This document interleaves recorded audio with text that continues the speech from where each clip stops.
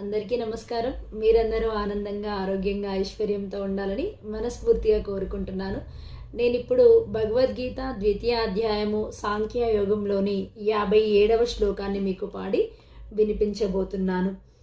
యః సర్వత్రానభిస్నేహస్తా తత్ప్రాప్య శుభాశుభం నాభినందంతి నద్వేష్టి తస్య ప్రజ్ఞా ప్రతిష్ఠిత.